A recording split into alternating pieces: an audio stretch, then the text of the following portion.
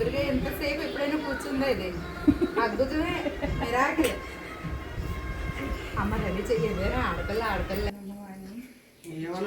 పుచ్చుకుంటున్నామా hi అండి, నేను మీ మేరీరాజుని. చాలా రోజుల తర్వాత మళ్ళీ చిన్న మినీ బ్లాగ్తో మీ ముందుకు మళ్ళీ వచ్చాం. మా చిన్న అబ్బాయి హడావిడంతా మమ్మీ పూజ చేయి, శ్రీలక్ష్మి పూజ చేయు అని. వాడికి తెలియదు కదా వరలక్ష్మి పూజకి శ్రీలక్ష్మి పూజ అంటున్నాడు. సరే అని రెడీ అయ్యి దేవుడి మూల దండం పెట్టుకుందాము అనుకున్నాం. ఇలా ఓపెన్ చేయగానే దేవుడి మూల పువ్వులు పెడుతుంటే షాక్ అయ్యి భయపడ్డాను. ఎందుకో తెలీదు, దీన్ని చూస్తే ఒకంత భయం అసహ్యంలా అనిపిస్తుంది. కానీ ఇది ఎక్కువ ఈ మధ్య దేవుడి మూల తెగ తిరుగుతుంది. మనం ఎంత నిజాయితీగా ధర్మంగా ఉన్నా సరే విజయం అనేది మనకి అందకుండా పోతుంది. ఎందుకు? ప్రయత్నం చేస్తున్నా సరే ప్రయత్నలోపం ఉన్నది అంటే దేవుని అనుగ్రహం లేకపోవడం వల్లే.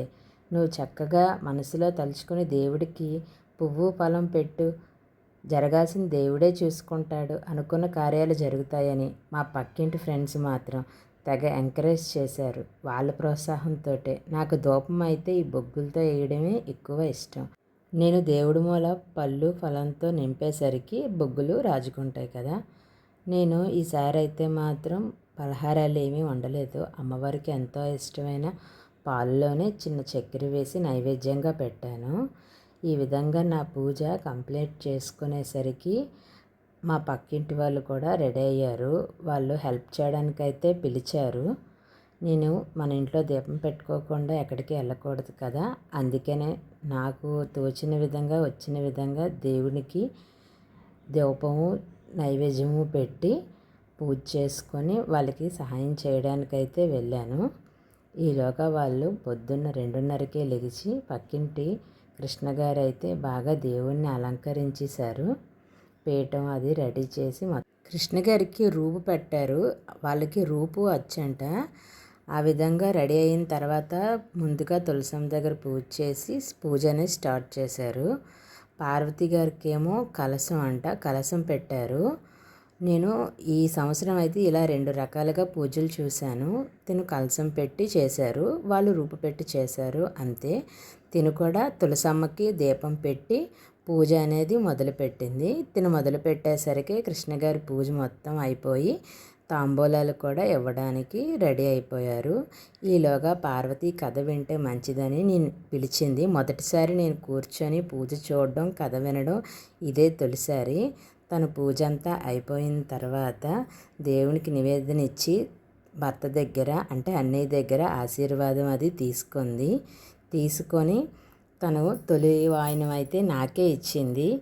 ముత్తైదువులు 5కి వాయినం ఇవ్వడం అనేది ఆచారం అంట కదా. మొదటిగా లక్ష్మీనారాయణ రూపైన లక్ష్మీదేవిని తలుచుకొని మొదటి ముత్తైదుగా వాయినం ఇస్తారంట. నాకు ఇంతగా అభిమానిస్తున్న అన్నయ్యకి వదినికి చాలా థ్యాంక్ యూ.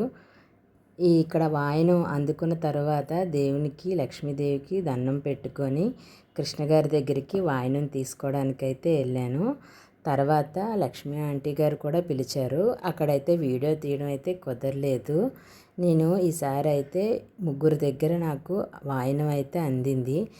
ఇంటిని నిలబెట్టేది డబ్బే కాదండి, బాధ్యత తెలిసిన భార్య కూడా అని నేను ఈ కృష్ణగారిని చూసే తెలుసుకున్నానండి.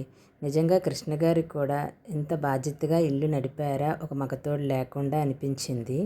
రెండో వాయనంగా బ్రహ్మగారి భార్య అయిన వాగ్దేవి అయిన సరస్వతి రూపేణ తాంబూలం అయితే ఇచ్చింది.